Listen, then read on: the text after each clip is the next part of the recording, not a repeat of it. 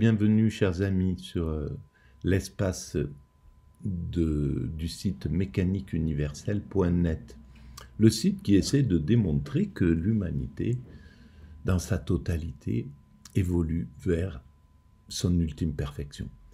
Alors cette perfection, on pourrait en avoir l'image avec l'idée qu'on peut se faire du paradis. Voilà, n'importe qui peut se faire une idée d'un monde paradisiaque, un monde, voilà, un monde où l'homme n'est plus un loup pour l'homme est entièrement pacifié, maîtrise totalement son comportement, donc il ne représente plus un danger ni pour lui-même, ni pour la planète, ni pour les autres espèces. Un monde qui a atteint le 100% écologique, donc plus aucun impact négatif sur l'environnement, et on sait bien que cette planète, quand on s'y promène n'importe où, partout sur la planète, c'est un paradis. Voilà, c'est vraiment, il y a quelque chose de paradisiaque dans cette planète, si on l'imagine sous cet angle-là. Et donc, c'est la fin des frontières, voilà la mise en commun de tout.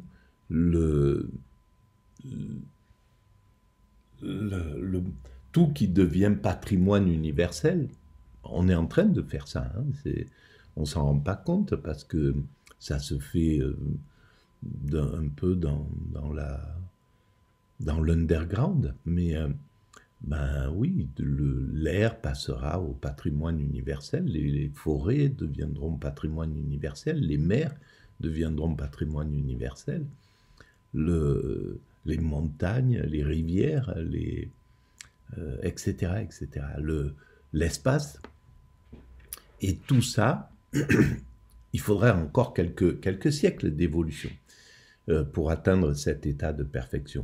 Peut-être 2, 3, 4, peut-être 10 siècles, mais l'humanité, elle a le temps. En tout cas, voilà ce que se propose de faire le site que je développe depuis 25 ans maintenant. Et donc, si l'humanité a un sens, ceux qui la construisent, parce que nous sommes les hommes constructeurs. Dans ma théorie, ça commence comme ça. Nous étions des primates naturels, nous sommes des hommes constructeurs, nous construisons l'humain abouti. Pardon, nous allons à l'humain accompli. Donc, au milieu, entre les primates naturels que nous étions et l'humain accompli, tous les êtres humains qui sont passés sur cette planète sont des hommes constructeurs, selon moi. Voilà, ils ont construit l'humanité par leur simple présence.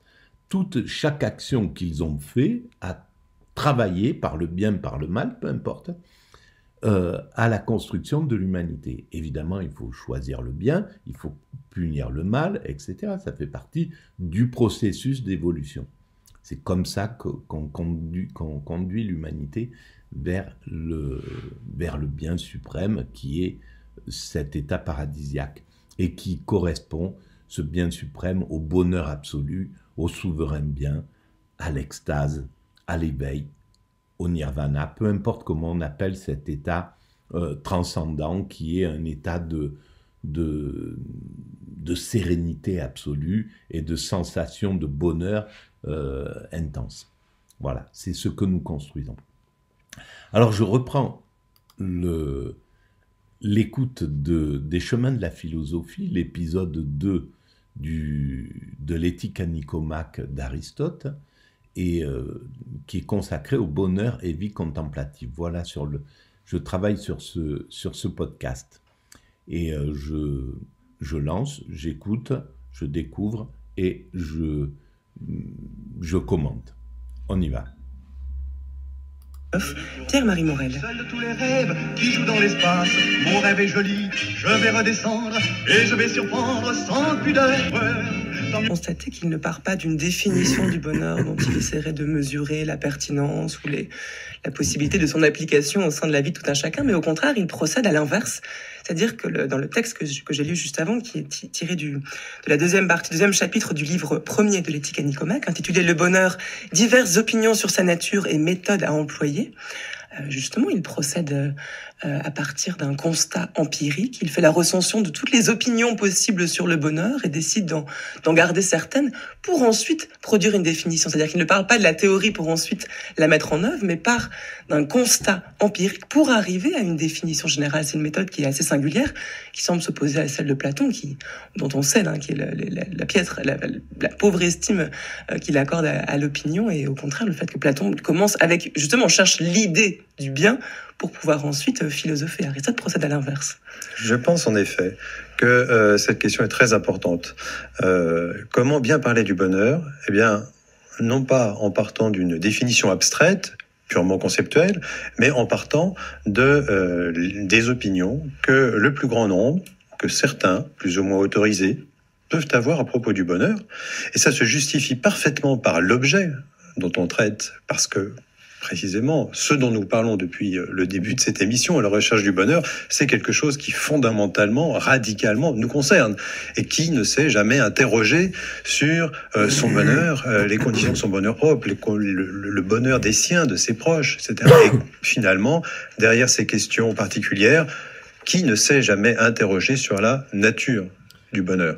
Donc il est... Alors, pour préciser, pour moi, et c'est une vision intuitive, c'est pas, je suis pas un universitaire, je maîtrise pas Aristote, je maîtrise pas la philosophie de façon technique pointue, mais voilà, ça mérite toujours d'être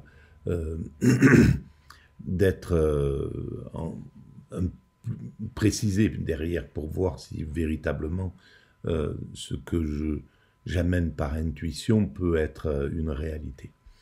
Mais voilà comment j'entends ce qui est dit sur Aristote, sur le bonheur. Il y a d'un côté le plaisir, les plaisirs ordinaires qui servent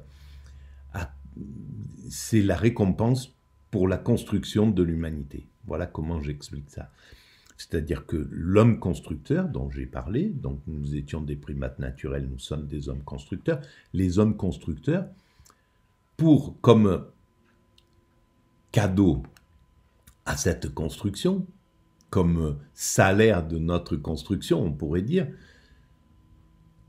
on a droit au bonheur, au petit bonheur, au plaisir, voilà, aux satisfactions de base qu'on connaît, que nous connaissons tous, l'amour, l'amitié, l'amour charnel, le plaisir sexuel, le plaisir gustatif, le plaisir, voilà, c'est plaisir. À un degré un peu plus haut, Aristote pense que, comme Platon d'ailleurs, pense que tout homme cherche à atteindre le bonheur. Et dans ce bonheur, il y a la base, il y a le bonheur basique, c'est-à-dire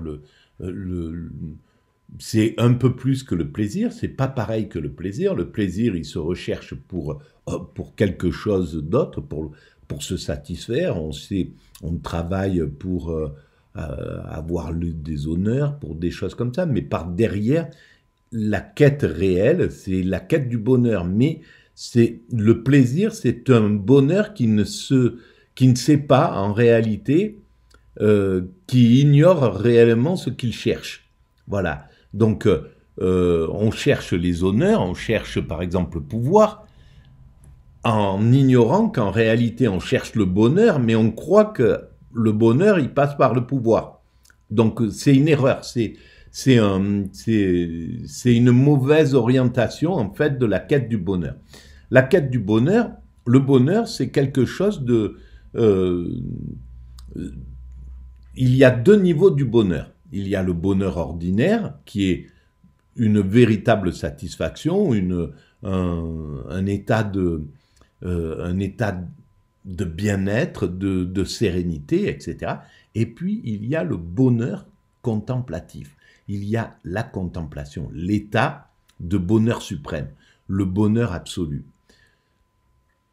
Et ce bonheur absolu, c'est ce que j'identifie à l'extase, au nirvana, à l'éveil. Voilà. Quand on a fait l'expérience de l'extase, pour l'avoir fait de façon accidentelle pendant une semaine, quand on a fait l'expérience de l'extase, on voit que c'est un niveau de conscience qui est complètement indépendant du bonheur ordinaire ou du plaisir. Ça n'a rien à voir. C'est un autre état. Et dans cet état, on est en fusion avec l'ensemble de la création. On est en état d'harmonie.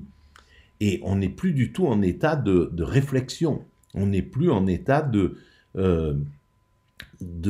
projection. Le cerveau, il est en contemplation totale. Il est sur l'instant présent et il jubile l'instant présent. Il jouit de l'instant présent, sans qu'il y ait de mécanismes mentaux. On ne pense plus à rien, on est juste en état de... comme si le cerveau était ouvert, il n'y a plus d'ego, l'ego s'est échappé pour le moment, et puis là rentre l'amour qui représente l'ensemble de la création. Et donc on est en fusion avec cet état-là. Et ça, c'est l'ultime, c'est le bonheur suprême. Donc, on va voir jusqu'où ça va nous mener, cette réflexion. Donc, il est parfaitement logique, étant donné la matière même de ce dont on parle, de partir de ces opinions admises. Et donc, on est là en rupture avec la condamnation, parfois nuancée, mais souvent aussi radicale, de l'opinion de la doxa par Platon.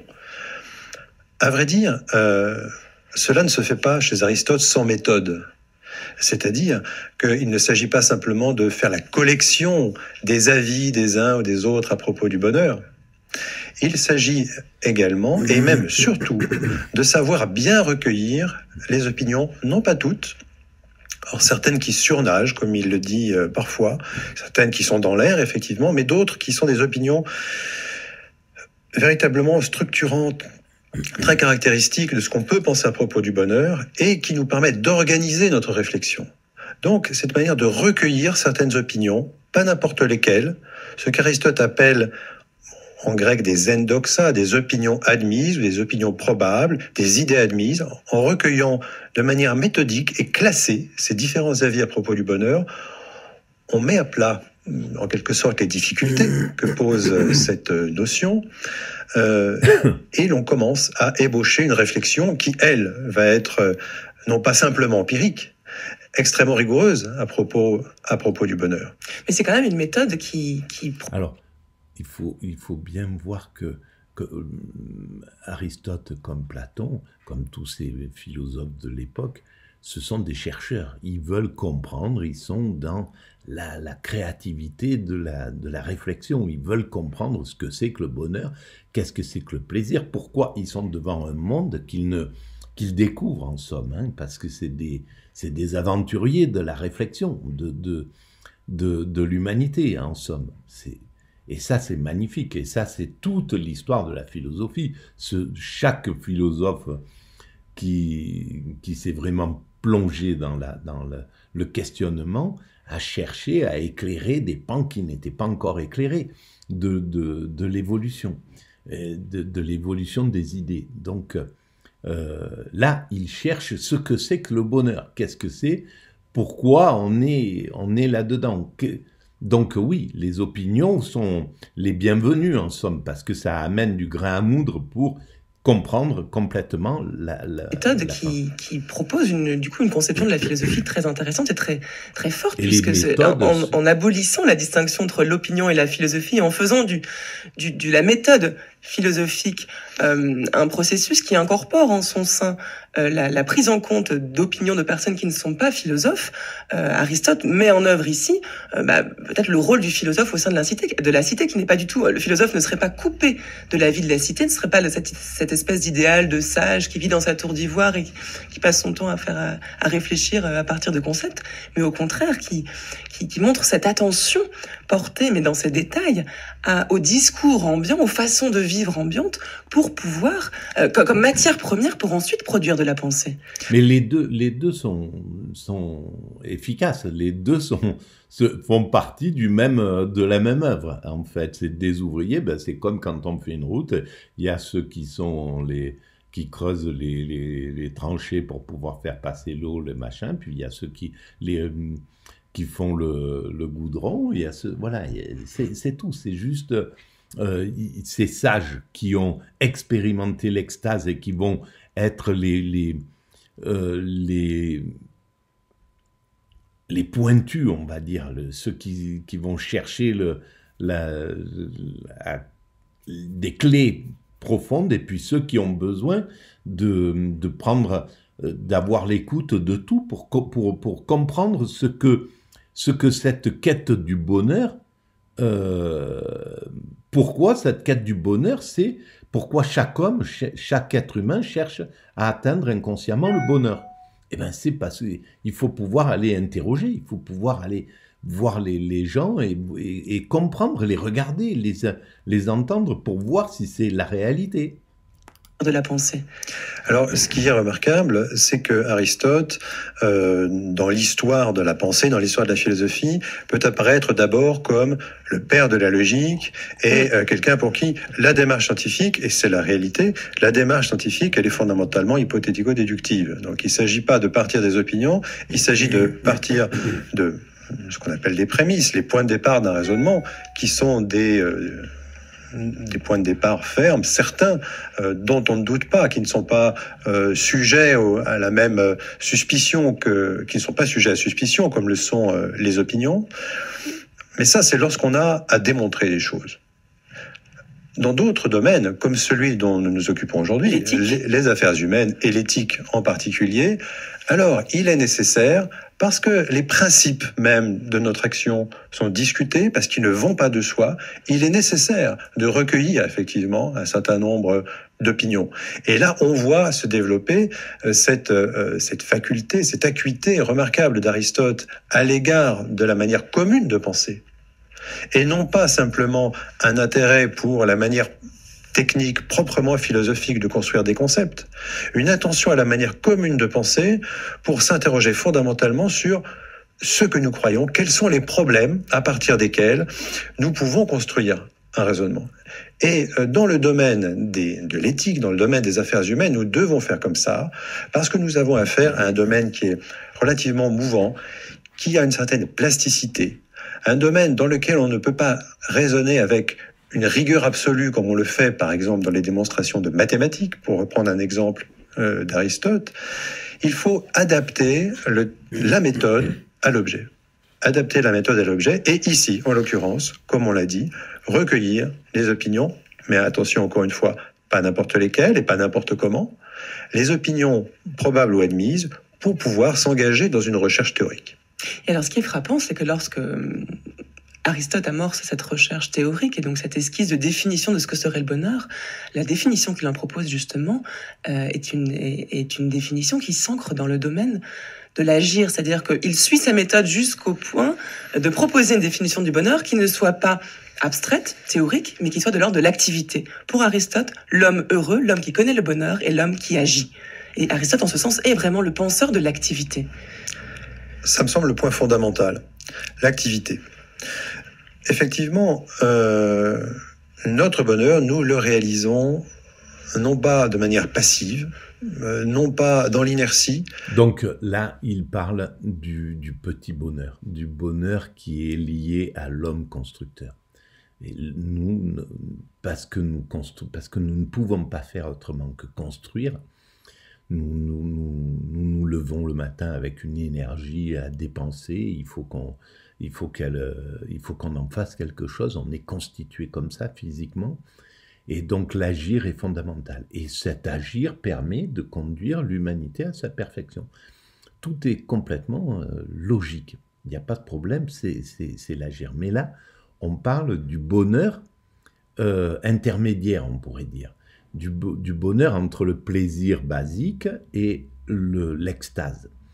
L'extase, c'est le bonheur suprême et c'est ce qui correspond à l'humanité qui a atteint sa perfection et qui n'a plus besoin d'action parce que tout est réalisé. Parce que l'humanité finira par réaliser entièrement son monde, elle finalisera complètement son monde sera achevé, et donc l'agir ne sera pas la priorité, ne sera plus de circonstances. Ce qui sera de circonstance, c'est le ressentir, c'est le bonheur, c'est la contemplation, c'est la rencontre, c'est l'amour, c'est la promenade, j'en sais rien, comment ça va se passer, comment l'humanité gérera cet état d'extase. Mais en fait, c'est un autre niveau. Et donc, c'est ça qui est intéressant, c'est que Aristote pense la création. Et là, ça me rappelle que, par exemple, dans les monothéismes, le judaïsme pense à l'action. Il y a l'idée de l'extase. Le judaïsme sait que l'extase, que la fusion avec le divin, ça existe, que c'est une sorte d'apothéose, mais il dit, c'est pas ce qu'on doit prôner. On doit prôner l'activité, le travail, la réalisation de cette perfection. Il faut travailler pour ça. Il ne faut pas s'intéresser à l'extase pour l'instant. Et le christianisme qui vient après va dire, oui, c'est l'extase qu'il faut viser en somme. Il ne le dit pas directement comme ça, mais il dit c'est abandonner votre ego, abandonner voilà, heureux le simple d'esprit.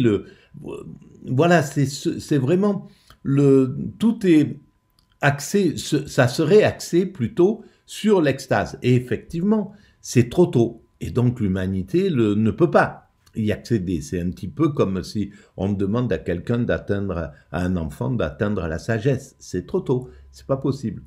Donc, il y a cette idée-là. Et ça serait à réfléchir, ça, justement, parce que la mère, le judaïsme, la fille aînée, le christianisme, la fille cadette, l'islam. Et l'islam, eh bien, l'action, elle est là, mais elle est pas, c'est vrai, elle est soumise au divin. C'est pas une action qui va se déporter du divin que pour justement construire, pour justement travailler sans l'idée de cette sérénité là. Et donc on a écarté le christianisme, il a écarté à un certain moment le divin, une partie du christianisme, quand il s'est fait submerger par la laïcité. La laïcité a écarté le christianisme et a écarté l'idée du divin pour dire, bon, on s'en fiche de ça, il faut travailler, il faut construire, etc. Et l'islam garde le côté du divin, et donc l'action qui est liée au divin, elle est différente, elle est imprégnée du divin. Et c'est pour ça que c'est plutôt Inch'Allah, si Dieu le veut, etc. Elle est plus imprégnée de fatalité. Et la fatalité, c'est juste le fait de penser que le divin est plus important que le reste. Donc, on est dans cette chose-là. Alors, comment s'est fait cette progression? C'est intéressant à comprendre, mais ça mériterait vraiment beaucoup plus une question plus poussée. Là, c'est intuitif, c'est juste ce que ça vient de pas dans l'inertie, de me stimuler. Mais en réalisant certaines actions. Alors, on peut croire que agir pour notre bonheur, c'est trouver du plaisir, prendre du plaisir. Ça, c'est le premier genre de vie, le premier choix de vie le plus commun, dont on a déjà parlé. On peut croire aussi que l'action susceptible de nous rendre heureuses consiste à entrer dans les conflits politiques, essayer d'acquérir du pouvoir, recueillir des honneurs. Ça, c'est le second genre de vie, le second régime d'activité en quelque sorte, qui est assez bien représenté, aussi bien à l'époque d'Aristote qu'à la nôtre. Et puis, il y a un troisième genre de vie, c'est réaliser des activités dans un domaine qui là n'est pas celui du commun, c'est-à-dire en se donnant des objets fondamentalement théoriques, en pratiquant la philosophie, la physique, les mathématiques, etc. Alors, dans ces trois genres de vie, on voit bien que le premier genre de vie ne peut pas être la règle. On comprend aisément la méfiance d'Aristote à l'égard du second, mais avant de passer directement et exclusivement au troisième, il faut se demander s'il n'y a pas malgré tout, dans la vie pratique, dans la vie collective, un autre régime d'activité susceptible de nous rendre heureux. Donc, le bonheur est à rechercher dans l'activité, on le trouve dans certaines actions, et parmi ces actions, on devra distinguer entre celles que nous réalisons par la pratique de la vertu, se montrer courageux, se montrer généreux, montrer qu'on a de la hauteur de vue, la magnanimité, et puis il y a ces actions, ces activités, au sens plus strict, qui relèvent fondamentalement de la vie théorique ou intellectuelle, disons. Mais dans tous les cas, le point commun, c'est de parvenir à une vie active et non pas à une vie purement passive ou inerte. Contemplative. Toi aussi, il faut que tu remues, tu cavales. Mais qu'est-ce qu'ils ont tous? On a le temps. Faut prendre son temps. Faut prendre le temps de prendre son temps. Comprends-tu? Regarde-les. Mais regarde-les. D'un bout du champ à l'autre, ils courent. Après quoi, je te le demande, hein? Crevés comme moi, ils sont le soir. Ils s'endorment fatigués et ils se réveillent plus fatigués encore. Et ça continue.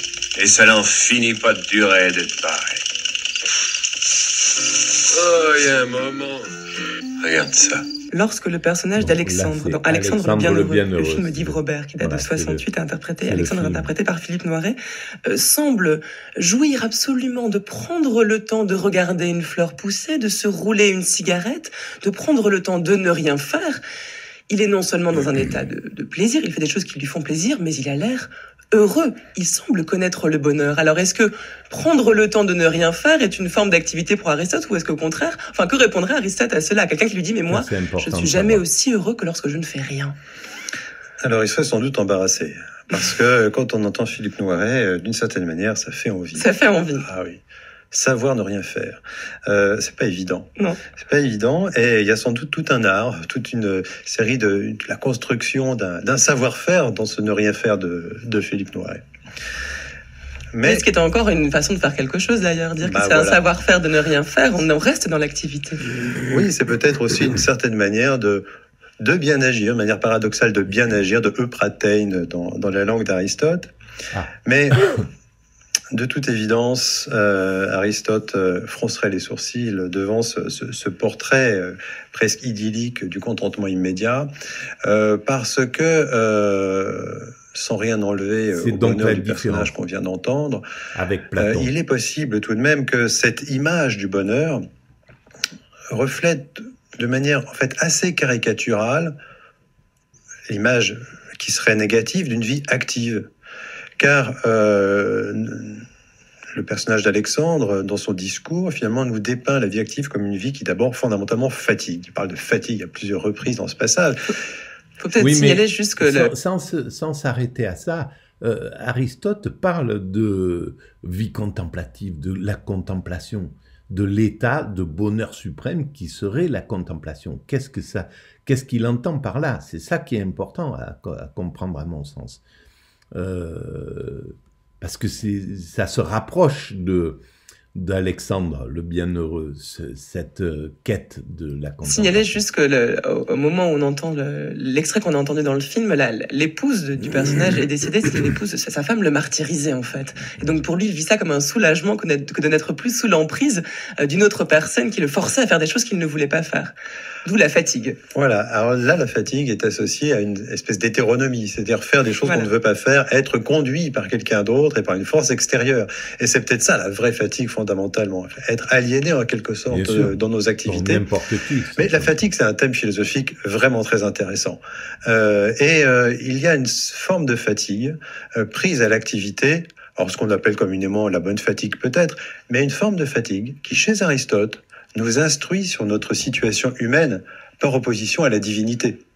Et cette fatigue, elle nous signale que nos activités, de toute façon, elles n'atteindront jamais la perfection absolue de l'activité divine, dont on reparlera peut-être tout à l'heure, que au mieux nous ne pouvons qu'imiter. Mais ce qui me semble important, c'est que parler du bonheur chez Aristote comme un état d'activité, c'est tout le contraire d'une espèce d'hyperactivité, de dispersion dans les affaires du temps, de passer son temps à zapper d'une activité à l'autre. Cette activité-là, l'activité qui nous rend vraiment heureuse, ce sont les actions réussies que nous menons à terme dans une temporalité qui n'est pas celle de l'empressement, mais de la vie commune, lorsqu'il s'agit précisément de l'activité collective. Et la temporalité de l'activité contemplative, de l'activité intellectuelle, c'est une temporalité qui est associée pour Aristote à celle du loisir, c'est-à-dire de la scolée. Le loisir, c'est une temporalité en quelque sorte suspendue par opposition à l'empressement de la cité. Et ce qui peut être surprenant justement, c'est qu'à partir de cette notion d'activité, Aristote va proposer dans le dernier livre de l'Éthique à Nicomaque un modèle absolu d'activité qui, selon lui, correspondrait au bonheur le plus parfait et qui est la contemplation. Alors c'est étonnant puisqu'on l'a dit, voilà. Aristote non seulement est le philosophe de l'activité qui pense le bonheur dans l'activité, mais qui accorde cette grande place au domaine des affaires humaines, au domaine éthique, à la façon dont l'homme vit avec d'autres. On va arrêter là pour cette vidéo, mais la prochaine va être intéressante parce que qu'est-ce qu'il entend? J'ai lu, il me semble, l'Éthique à Nicomaque, mais il y a 20 ans, j'en sais rien, je m'en souviens plus du tout de ce dont ça parle. Mais c'est cet état de contemplation, voilà. Qu'est-ce que c'est que ce bonheur contemplatif chez Aristote? Si c'est, parce que d'après ce qui a été dit dès le début, c'est le summum, c'est le plus haut degré. Alors, qu'est-ce que c'est? Ça va être le sujet de la prochaine vidéo. Je vous remercie de votre écoute et je vous dis à très bientôt.